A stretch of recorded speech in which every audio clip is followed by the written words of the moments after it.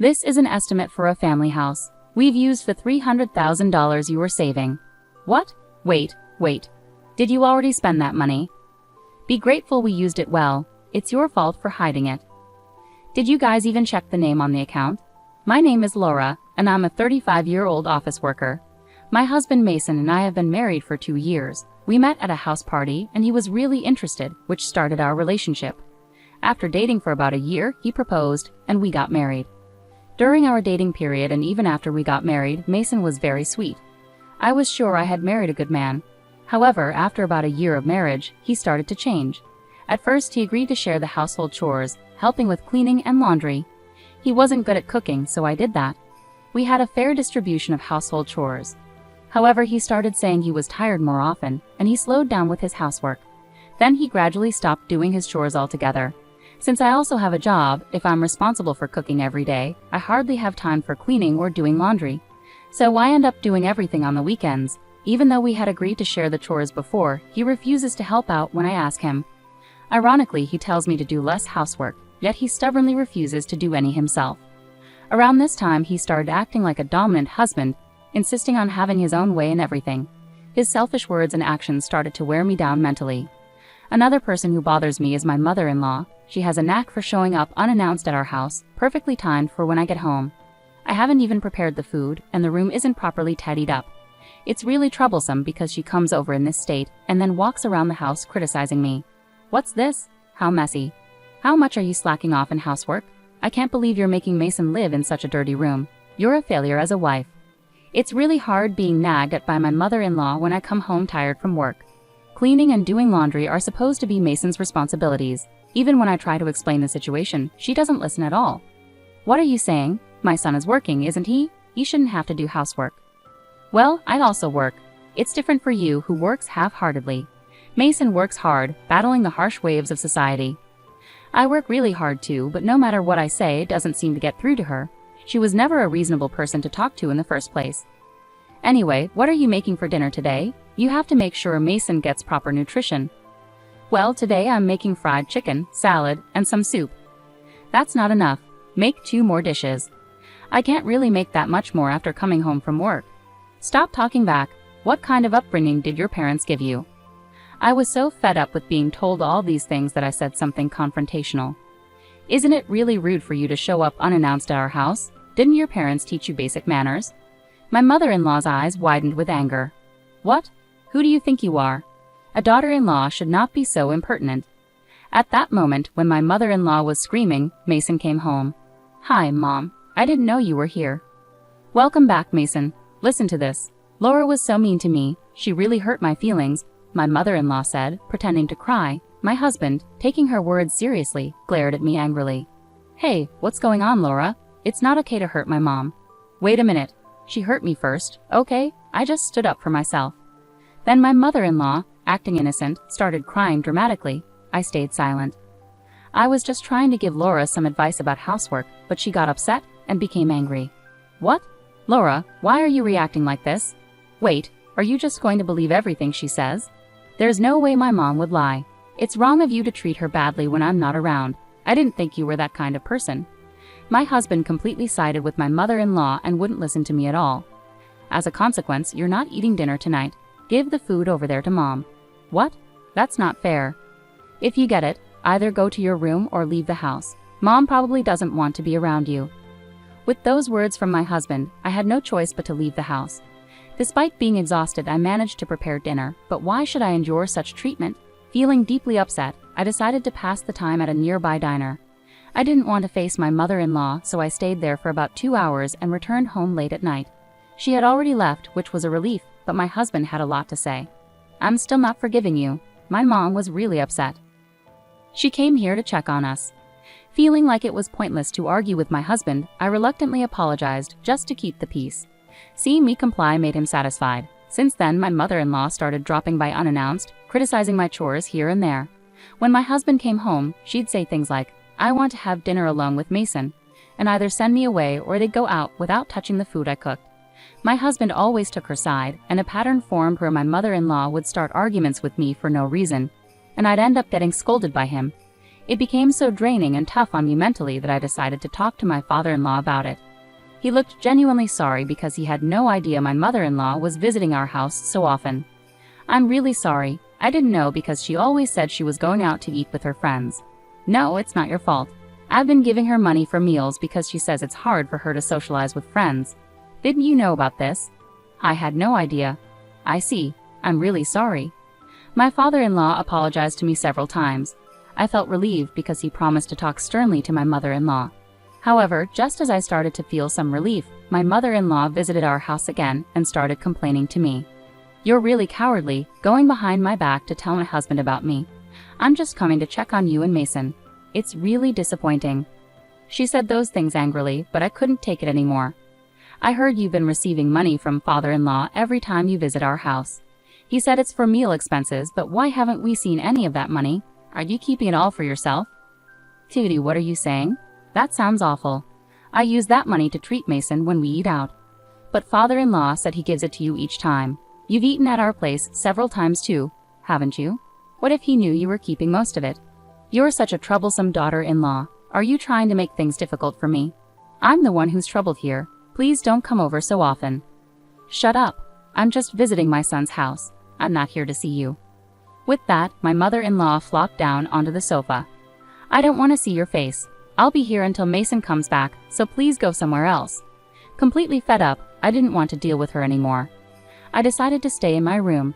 Later, my husband came home and started chatting cheerfully with her in the living room. Not wanting to hear their complaints, I quietly slipped out while they were talking and went to a diner.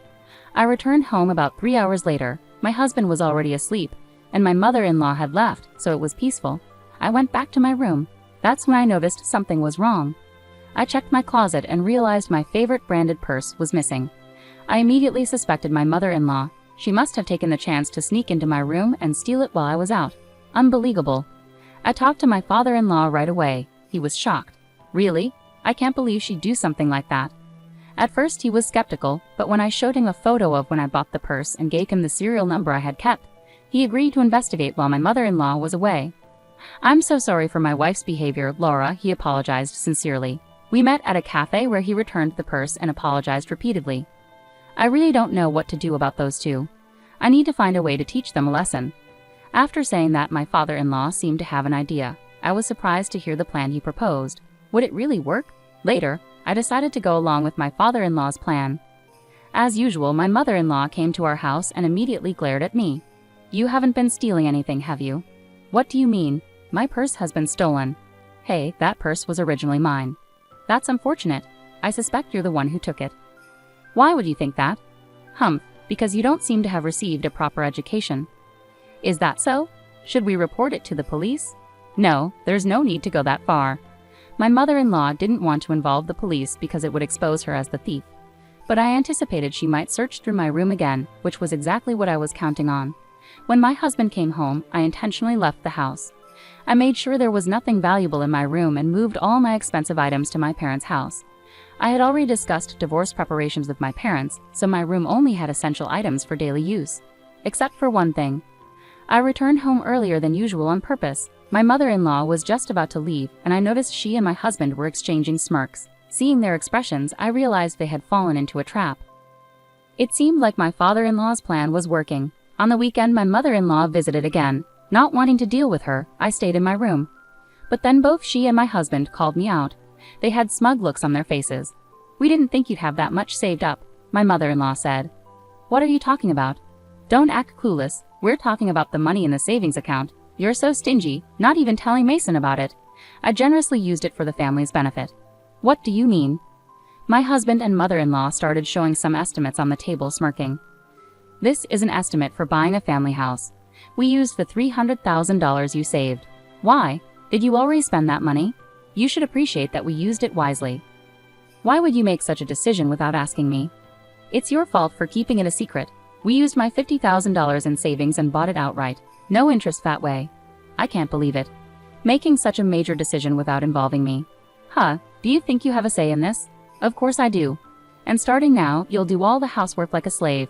If you want to leave, go ahead, but remember, it was mostly your money that paid for this. You wouldn't want to waste $300,000 and leave alone, would you?" My husband and mother-in-law burst into laughter. It was utterly disgraceful. I couldn't believe it. I married such a terrible person. Deep down, I had hoped my husband was a good person influenced by my mother-in-law, but it seemed that wasn't the case. I have no regrets now. I took out the divorce papers I had hidden in a drawer and handed them to my husband. Let's get divorced. My husband and mother-in-law were taken aback. Are you serious? You're making a big mistake, my husband exclaimed. I'm sorry, but I'm not losing anything, I calmly replied. Huh? Did you guys check whose name is on the account? Huh? As I said this, my husband quickly checked the account details, and both he and my mother-in-law looked shocked. Why is it under my name? She shouted in disbelief. Hey, what's going on, Laura? Did you steal my mom's bank book? Please don't say such things. I was entrusted with it by my father-in-law. But they didn't believe me, even as I tried to explain. Stop with the lies. That can't be true. That's right, you thieves. We'll take you to the cops. As soon as they realized they were in trouble, their attitude changed. It was despicable. Feel free to involve the police. I'll show them the footage from the security cameras I installed in my room. It clearly captures both of you breaking into my safe and taking things. They paled at my words. But you're also guilty of taking my mom's bank book. That's right, you're going down with us. As they shouted accusations, my father-in-law arrived. When my husband called me into the living room, I had texted my father-in-law. Dad, listen. Laura stole my mom's bank book. She's a thief, my husband yelled. Quiet, both of you. Shut up. His stern voice silenced my husband and mother-in-law. I entrusted your bank book to Laura. Why? Why would you do such a thing? My mother-in-law asked in disbelief. Because you and our son were causing her distress. Not only were you bullying her, but you even stooped so low as to steal her purse. It's shameful, my father-in-law replied firmly. What? What are you talking about? She exclaimed, trying to deny it. Pretending not to know won't work. I returned that purse to Laura, my father-in-law stated, revealing everything to her. My mother-in-law was visibly shocked, realizing that her actions had been exposed to my father-in-law. But why would you trust the bank book to Laura? She asked, bewildered. If you're the kind of person who would thoughtlessly steal your daughter-in-law's purse, then you would definitely try to access a safe if you found one. It was a test I set to see your true intentions. I never expected you to go as far as buying a whole house, my father-in-law explained, sounding astonished. I transferred that $300,000 to you because I intended it to be part of our divorce settlement, he continued, his tone cold. Knowing your spending habits, I was concerned you would waste it, so I even considered having Laura safeguard it until everything was finalized. My mother-in-law went pale, realizing the implications of his words. What? Divorce? I've had enough.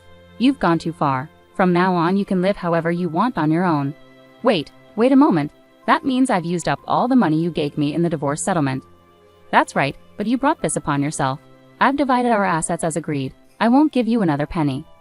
But what will I do if I'm left with nothing after the divorce?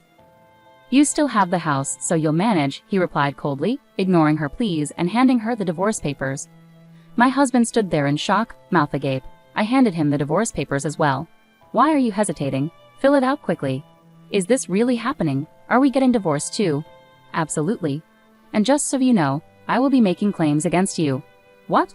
I've been recording the numerous verbal abuses you and your mom have directed at me. I consulted with a lawyer, and it turns out I can claim damages for emotional distress due to your harassment. No way. Also, I know about your affair. What? I've received evidence photos from a detective agency, so I'll also be claiming damages for your infidelity. The lawyer says it should amount to about $50,000 from you. But hold on, I don't have any savings left because I used $50,000 to buy a house. We can arrange for installment payments, so that should work out, right? And so my divorce from my husband was settled smoothly with the help of my lawyer. I successfully received damages as compensation.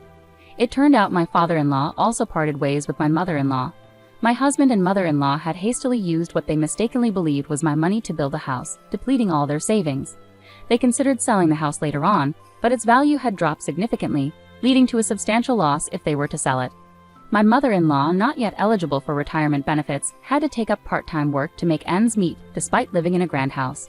My ex-husband faced a pay cut and was transferred to a rural area after his affair was exposed at work. Despite finally purchasing a home, he now lives in a modest company apartment and pays damages. Meanwhile, I have financial stability thanks to the savings I diligently accumulated since my single days. I'm considering continuing to save and exploring investment opportunities to grow my wealth further. At the moment, I'm content without being in a romantic relationship and focused on my own financial independence and well-being.